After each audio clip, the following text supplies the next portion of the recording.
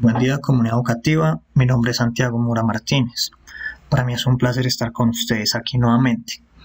A continuación, dialogaremos sobre síndrome coronario agudo para principiantes. Si desean tocar este tema a mayor profundidad, los invito a ver la serie de videoconferencias que abordan esta temática más detalladamente. Pueden encontrar la lista de reproducción dentro del canal.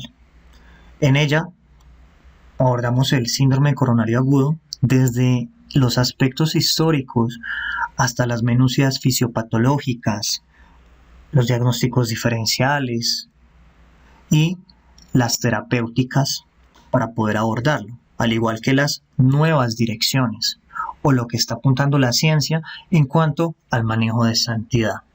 Muy bien. Se considera, según la cuarta definición universal de infarto, un infarto agudo de miocardio como la presencia de daño miocárdico agudo detectado por la elevación de biomarcadores cardíacos en el contexto de evidencia de isquemia miocárdica aguda. En este sentido, todo paciente con dolor torácico debe considerarse como una emergencia. Por ello, siempre deben movilizarse recursos, tanto humanos como locativos y tecnológicos. Es algo que es fundamental y no es debatible. Vale la pena anunciar que no todos los pacientes que presentan un síndrome coronario agudo van a tener la clínica clásica o síntomas típicos. Un porcentaje de la población puede presentarse con síntomas atípicos, sobre todo mujeres obesas y con una edad que supere los 60 años. Este tipo de población en ocasiones puede manifestar la presencia de epigastralgia o se puede presentar con síntomas neurovegetativos, más no con el dolor precordial opresivo característico del infarto agudo de miocardio. Vale la pena mencionar que algunos pacientes pueden presentarse incluso solo como un dolor aparentemente secundario a una costocondritis o un síndrome de Tietz. El 7% de los diagnósticos de síndrome de Tietz, entre comillas diagnósticos, realmente no son costocondritis, sino que se trata de síndromes coronarios agudos. Por ello, cualquier paciente que tenga alguna de estas manifestaciones debe ser un candidato para la toma de un electrocardiograma de 12 derivaciones.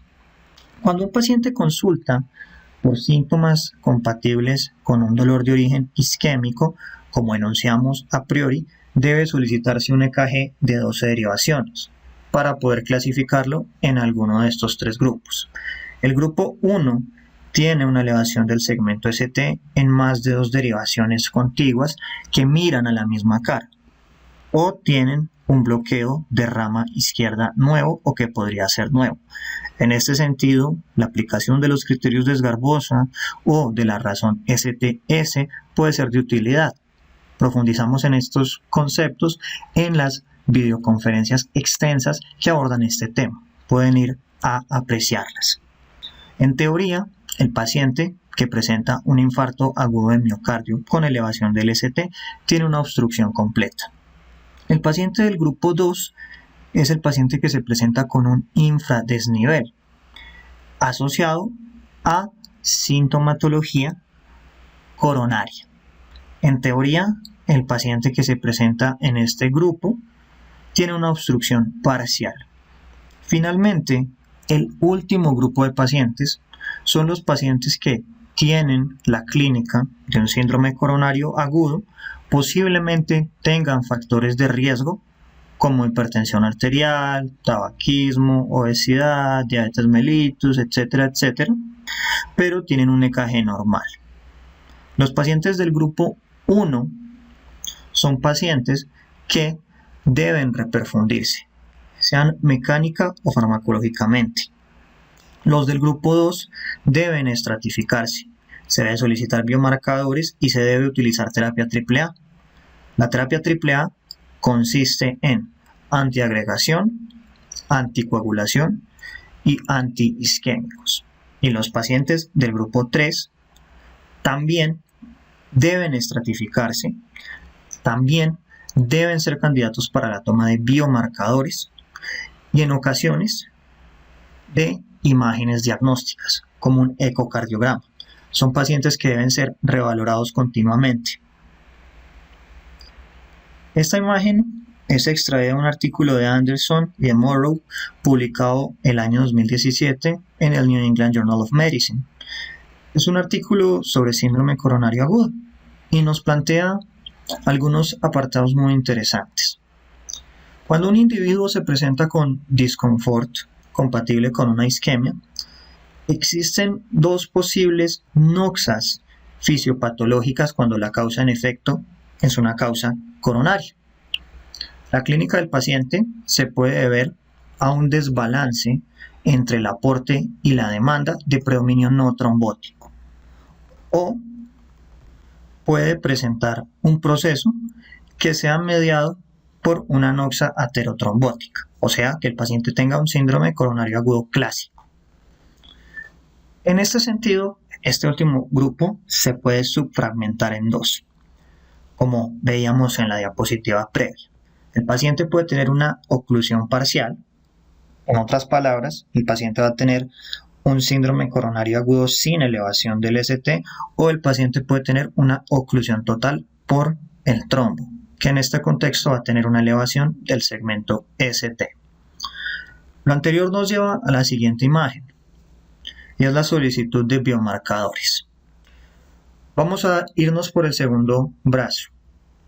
Si el paciente tiene una oclusión parcial y no tiene incremento en los biomarcadores, se trata de una angina inestable mediada por trombosis.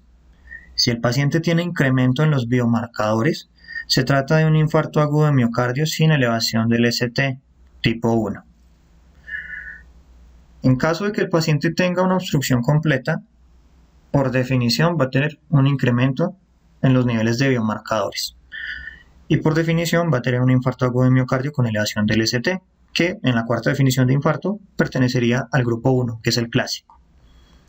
Tenemos el otro componente, que es el caso de las alteraciones que son secundarias a un desbalance entre el aporte y la demanda, que no es mediado por un proceso trombótico.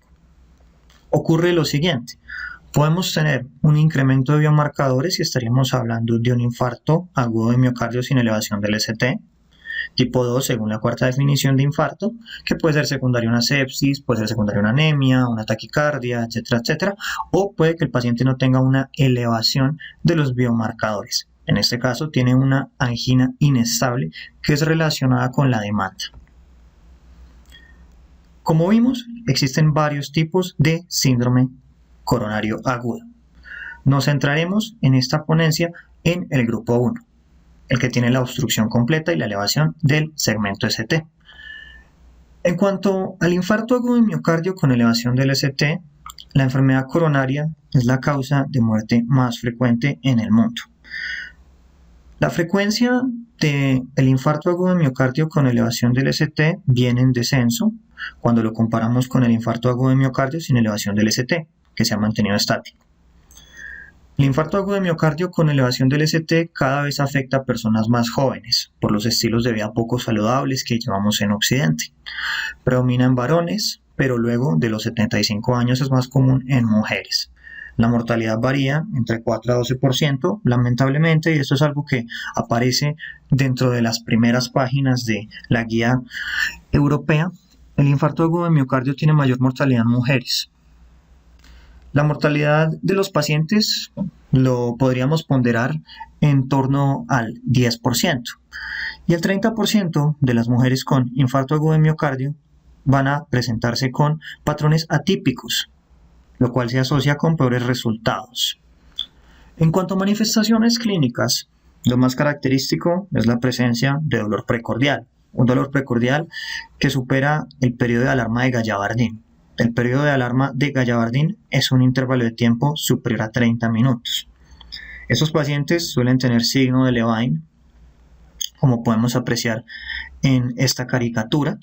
Tienen dolor irradiado a la mandíbula cuando se trata de cuadros típicos, en ocasiones al brazo izquierdo. Sin embargo, el dolor se puede irradiar a cualquier lateralidad. El paciente puede tener fatiga, síncopes, palpitaciones, incluso Cuando es un dolor atípico puede manifestar simplemente epigastralgia o tener simplemente síntomas neurovegetativos, que lo notemos un poco agitado, un poco diaforético, con náuseas.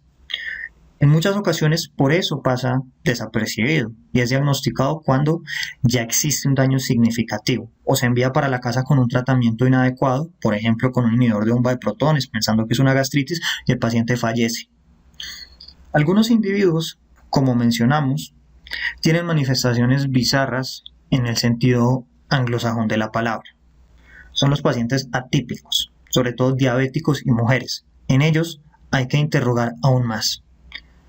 Debemos evaluar también la presencia de una triada, que es la triada de Kohn. La triada de Kohn es una triada específica, con una especificidad del 96%, para infartos agudos de miocardio con extensión a ventrículo derecho. Esto es sumamente importante, porque si el paciente lo presenta, no se pueden utilizar fármacos como nitroglicerina o morfina porque aumentan mortalidad.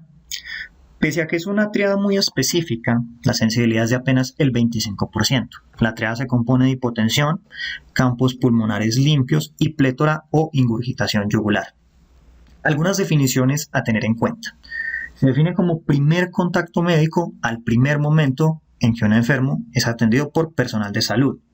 Puede ser paramédico, puede ser médico, puede ser enfermeros, puede ser auxiliares de enfermería. Alguna persona en salud o una persona entrenada que pueda obtener y leer un electrocardiograma, además de suministrar una atención inicial mientras llega el equipo médico.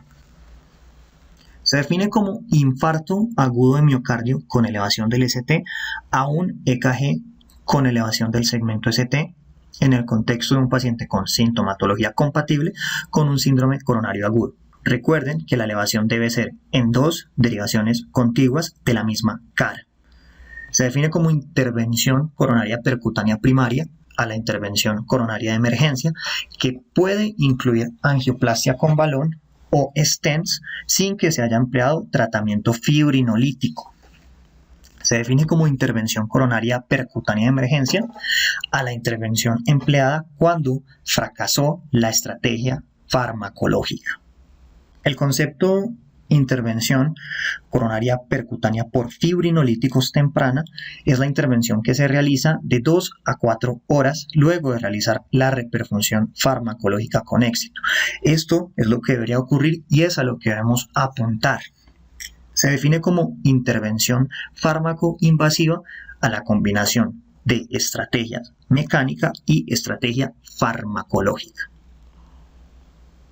Continuando, es muy importante que sepamos los tipos de infarto de miocardio que existen según la cuarta definición de infarto. Básicamente existen 5 tipos. El tipo clásico es el infarto agudo de miocardio que se debe a un proceso aterotrombóticos. Ocurre una elevación de las troponinas, ocurren alteraciones en el EKG. El infarto agudo de miocardio tipo 2 es el infarto que fisiopatológicamente se debe a un desbalance entre el aporte y el consumo de oxígeno, pero ojo, no es un desbalance como el que ocurre cuando es mediado por placa aterotrombótica y su ruptura, sino que es secundario a una anoxia distinta, por ejemplo, sepsis, por ejemplo, anemia, choques, etc. Algo importante es que en estos pacientes se tiene que tratar el desequilibrio y la causa específica. Por ejemplo, si es secundaria a una alteración en la presión arterial, se debe tratar y optimizar la presión arterial, entre otras. Vale la pena mencionar que la mayoría de las personas que entran dentro de esta categoría suelen ser mujeres con comorbilidades, suelen tener peor pronóstico y solamente entre el 3 al 24% tienen una elevación del segmento ST.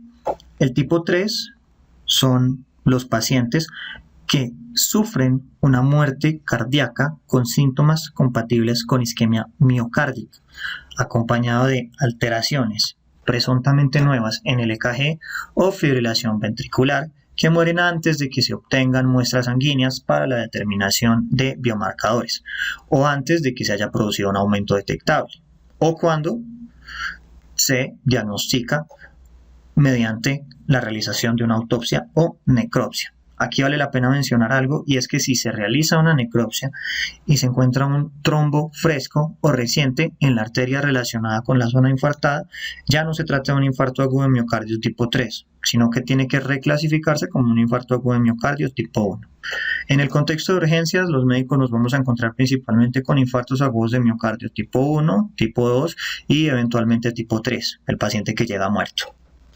El tipo 4 se divide en 4A, 4B y 4C. Básicamente, los infartos agudos de miocardio tipo 4 son aquellos que se correlacionan con trombosis o restenosis de los stents. Nuevamente se ocluyen los stents, o sea que son posteriores a una intervención. Lo mismo ocurre con el tipo 5, solo que el tipo 5 es el infarto agudo de miocardio que se relaciona con la realización de un bypass o una cirugía de revascularización. Básicamente el tipo 4 y el tipo 5 son infartos agudos de miocardio que se relacionan con procedimientos, son periprocedimentales. Dando continuidad, es importante que hablemos del protocolo de atención a un paciente con un presunto infarto. Lo primero que pasa es que el individuo va a acudir a urgencias. Luego, como en cualquier condición, se tiene que hacer una valoración primaria y una valoración secundaria, siguiendo el ABCD de forma focalizada, porque estamos en una emergencia. Tan pronto llega el paciente, debemos tomar un EKG de 12 derivaciones. El EKG debe interpretarse en 10 minutos. En países desarrollados, el paramédico realiza los EKG y deriva a los pacientes por telemetría para poder movilizar recursos y disminuir los tiempos. Esto es una recomendación 1B en las guías. En caso de que se sospeche un síndrome coronario, el paciente debe ser hospitalizado en sala de choque y reanimación, ya que en cualquier momento podría entrar en parada cardíaca y puede requerir terapia eléctrica o RCCP. Si hay un infradesnivel en el septum, deben tomarse derivaciones posteriores, en otras palabras B7 a B9, porque es posible que haya un compromiso de la arteria circunfleja y un consecuente infarto ínfero-basal, que antes se llamaba infarto de cara posterior. En caso de supradesniveles de D2, D3 y ABF, o sea de cara inferior, se deben realizar derivaciones derechas, B3R y B4R, por un riesgo de extensión a ventrículo derecho. También debe evaluarse la tríada Cohn. Recuerden que en caso de infartos con extensión a ventrículo derecho se contraindica la utilización de los fármacos que puedan disminuir post-CARD. Es importante también pedir biomarcadores, pero un error frecuente que no debemos cometer es no debemos esperar resultados para iniciar tratamiento. Si tenemos un EKG y clínica compatible, se inicia tratamiento. Sí, los biomarcadores son importantes porque nos permiten ver cómo ha evolucionado el paciente, nos permiten ver si van en ascenso o descenso, pero la terapia no es mediada por el resultado de los biomarcadores, sino por el resultado por la presencia de clínica y por la presencia de un EKG compatible. En otras palabras, los biomarcadores no son necesarios para trombolizar. Si hablamos de tiempos ideales, esto es muy importante, el EKG se interpreta en los primeros 10 minutos del contacto, se toma y se lee. La mejor intervención es la percutánea, que debería hacerse en menos de 120 minutos. Y si hay disponibilidad de hemodinamia 24/7, debería realizarse angioplastia primaria antes de 1 hora. Sin embargo, en los pacientes que son transferidos, esos 60 minutos pueden pasar a menos de 90 minutos, pero cuando no hay hemodinamia, se debe utilizar trombólisis farmacológica en menos de 10 minutos, idealmente luego del diagnóstico. Lo ideal es utilizar líticos específicos de fibrina con dosis bolo, como por ejemplo el Tenecteplas. Otra cosa es que la determinación de éxito máximo podría hacerse en 60 a 90 minutos, pero en general en media hora ya puede determinarse si hubo éxito con la fibrinolisis o no hubo éxito con la fibrinolisis. En caso de que sea exitosa, se debe realizar una angiografía coronaria de rutina entre 2 a 24 horas luego. Lo ideal es de 2 a 4. Recuerden entonces que para poder diagnosticar una elevación del segmento ST, el paciente debe tener una nueva elevación del segmento ST en el punto J en 2 derivaciones contiguas, con un punto de corte mayor o igual a 1 milímetro o un cuadrito pequeño en todas las derivaciones, exceptuando B2 y B3, en las cuales se van a aplicar los siguientes puntos de corte.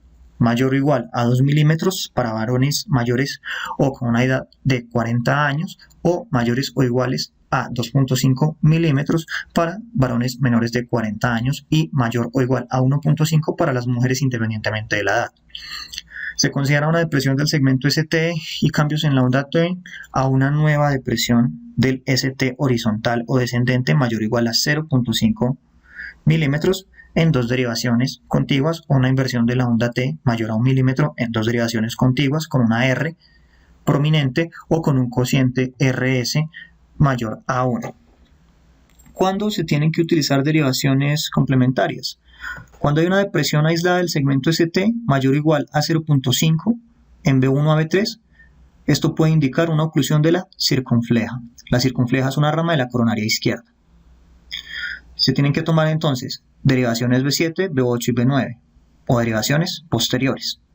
Si hay una depresión del segmento ST en las derivaciones de B1 a B3, esto nos puede indicar una isquemia miocárdica inferobasal, era lo que estábamos mencionando. Antes se comentaba o se conocía esto como un infarto de cara posterior. En los pacientes con sospecha de infarto de miocardio con extensión al ventrículo derecho, las derivaciones ABR o B1 pueden mostrar una elevación del segmento ST mayor o igual a 1. En este contexto se recomienda que nosotros tomemos derivaciones derecha, B3R y B4R. La elevación mayor o igual de 0.5 o 1 en varones menores de 30 años respalda este diagnóstico. Recuerden las caras para clasificar el IAM siempre. La cara inferior es D2, D3 ABF. La cara septal es V1 y V2. La cara anterior V3, V4. La cara lateral V5, V6, al igual que derivación 1 y ABL. Esto es sumamente importante. Siempre tenemos que clasificar al paciente. En cuanto a los biomarcadores de elección, recuerden que existen troponinas que no son cardioespecíficas y troponinas cardioespecíficas. Existe la troponina I y la troponina T. En los pacientes saludables debe considerarse una variación analítica y biológica conjunta de 50 a 60%. Y en el caso de los pacientes con un valor basal mayor a percentil 99, es necesario considerar un menor grado de variación, un grado de aproximadamente un 20%. Recuerden que hay causas distintas al infarto que también elevan las troponinas, por ejemplo falla cardíaca. En cuanto a las técnicas de imágenes, existen algunas que tienen utilidad, como por ejemplo la ecocardiografía, la ecocardioscopia, la escintigrafía miocárdica con SPECT o PET, la resonancia magnética o la TAC. El manejo del dolor también es algo elemental, no solamente por cuestiones humanitarias. Recuerden que el dolor se asocia con activación simpática, por ende con vasoconstricción y con aumento del trabajo cardíaco. Usualmente se recomiendan analgésicos intravenosos como la morfina, pero no puede ser utilizada de rutina, porque recuerden que si el paciente tiene una extensión al ventrículo derecho, aumenta mortalidad. El oxígeno debe mantenerse por encima de 90% y no debe utilizarse en pacientes que ingresen con saturaciones por encima de 90%. Esto lo demostró el estudio DETOX 2. Si el paciente entra en parada cardíaca, se tiene que realizar todo el protocolo de RCCP, se tiene que realizar la terapia eléctrica en caso de ritmos desfibrilables como fibrilación ventricular o taquicardia ventricular sin pulso. En cuanto a la reperfusión, la intervención percutánea primaria es el tratamiento de elección. Si se va a utilizar terapia fibrinolítica, la terapia fibrinolítica debe realizarse en las primeras 12 horas desde que aparecieron los síntomas. Cuando se realiza una reperfusión mecánica, idealmente debería hacerse antes de 120 minutos, luego de que se haga el diagnóstico. Si un paciente no tiene elevación del segmento ST, pero sí arritmias, alteraciones hemodinámicas, choque cardiogénico o se reanima una parada cardíaca, debe ir a una intervención percutánea de urgencia. Pero si el paciente es sintomático y lleva más de 48 horas de inicio, se realiza una intervención del vaso culpable de manera programada, no se considera que sea una emergencia. En cuanto al abordaje, cuando un paciente se va a someter a una intervención percutánea primaria, debe recibir antiagregación dual, que consiste en una combinación de ácido acetilsalicílico, también conocido como ASA, y un inhibidor de la P2Y12. Aparte de eso, debe recibir anticoagulación parenteral. La dosis recomendada de ASA es de 150 a 300 miligramos, pero debe ser sin cubierta entérica. En caso de que hagan una intervención percutánea, se prefiere la utilización de ticagrelor, 180 miligramos. Luego, se pueden dar 90 miligramos cada 12 horas. También se puede utilizar prasugrel con dosis de carga de 60 y luego se continúa con dosis de 10 miligramos día. Es importante saber que el prasugrel está contraindicado en pacientes con antecedentes de ACV isquémico o de AIT. Debe tenerse cuidado en pacientes con bajo peso, peso menor a 60 kilogramos y en mayores de 75 años. También se debe saber que el ticagrelor genera disnea, sobre todo al inicio del tratamiento. Y tampoco debe utilizarse en disfunción hepática severa. Si no se pueden dar las anteriores, se puede utilizar clopidogrel. La dosis de carga es de 300 miligramos, en mayores de 75 no se utiliza. El clopidogrel se puede dar también a una carga de 600 miligramos si es la dosis de elección en los pacientes que tienen anticoagulación crónica o en los pacientes que van a ir a un procedimiento mecánico. Para la anticoagulación periprocedimiento se tienen heparinas no fraccionadas, bivalirudina y enoxaparina. Según el OASIS 6, el fondaparinux no debe utilizarse ya que se asocia con daño potencial en el contexto de la intervención percutánea primaria, pero en el contexto de la fibrinolisis farmacológica, especialmente cuando se utiliza streptokinasa, se asoció con menor mortalidad y menor tasa de reinfartos. La dosis de los distintos anticoagulantes se pueden apreciar en pantalla. En ocasiones van a requerir ajuste dependiendo de la función hepática. Según el estudio ATOL, también según un metaanálisis de 23 estudios, también según el estudio ASCEN-3 y el estudio STRACTIMI 25, la enoxaparina es superior a las heparinas no fraccionadas. Según el estudio MATRIX, que fue un estudio que incluyó a 7.213 pacientes, la bivalirudina tiene una eficacia similar a las heparinas no fraccionadas, pero se asocia con tasas más bajas de mortalidad total y cardiovascular, menos hemorragias y más trombosis definitivas del stent. Si no se puede realizar la intervención percutánea primaria en menos de 2 horas y los síntomas llevan menos de 12 horas, debe hacerse fibrinolisis en los primeros 10 minutos según los resultados del estudio STREAM. Incluso si pudiera realizarse extrahospitalariamente, como se realiza en algunas partes de Europa, se podría efectuar y se ha demostrado que esto reduce la mortalidad en un 17%. Sobre todo si se hace en las primeras 2 horas desde que iniciaron los síntomas.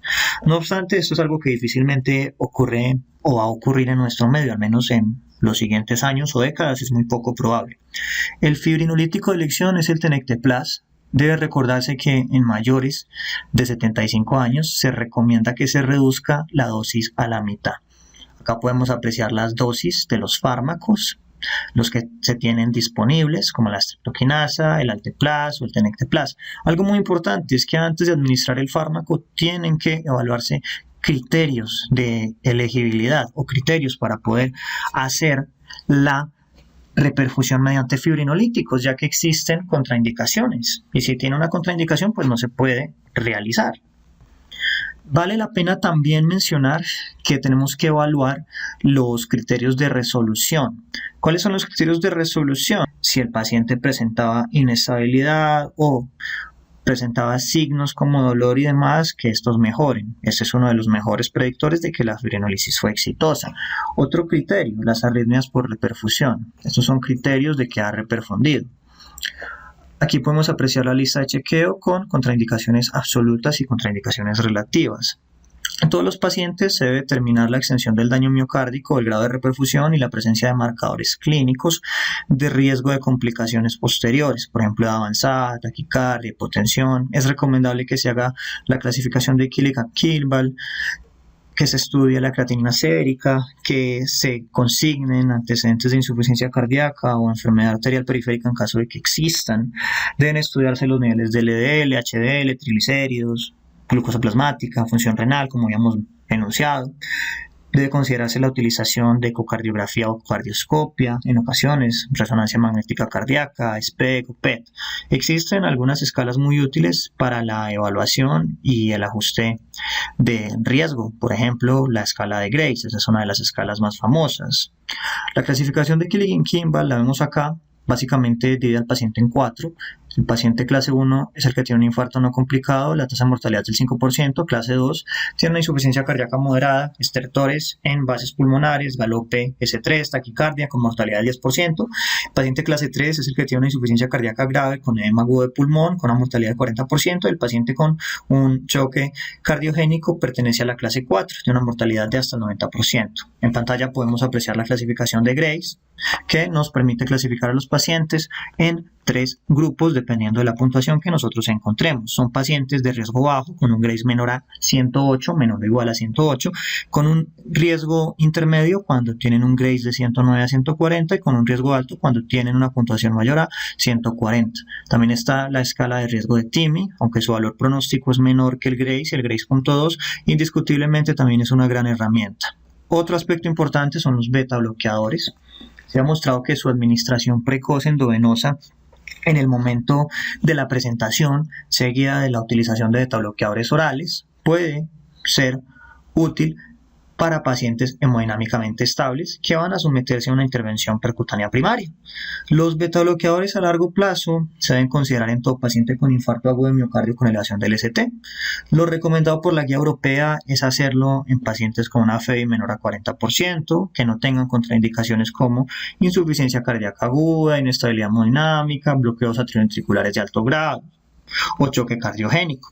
En los pacientes hemodinámicamente estables se debe considerar iniciar beta bloqueadores en las primeras 24 horas.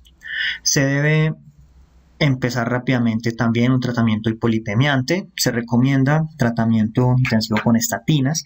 En caso de que no sean toleradas, se puede considerar la ezetimiba, es una opción. Lo ideal es alcanzar una cifra de LDL menor de 70. Luego del infarto agudo de miocardio se tiene que solicitar un perfil lipídico en 4 a 6 semanas. Finalmente, en los pacientes con antecedente de insuficiencia cardíaca en fase temprano o con una FEBI menor a 40%, se recomienda la utilización de IECAS o, en su defecto, ARA2. Los antagonistas de los receptores de mineralocorticoides es otro apartado a mencionar. Están recomendados para los pacientes con una FEBI menor o igual a 40%, con insuficiencia cardíaca o con diabetes tratados con un IECA y un beta bloqueador siempre que no haya insuficiencia renal o una hipercalemia. Con esto finalizamos este breve video sobre síndrome coronario agudo, sus aspectos más relevantes. Espero que haya sido de su agrado. Por favor, dejen su like, dejen sus comentarios positivos, síganos en nuestras redes sociales. Muchas gracias.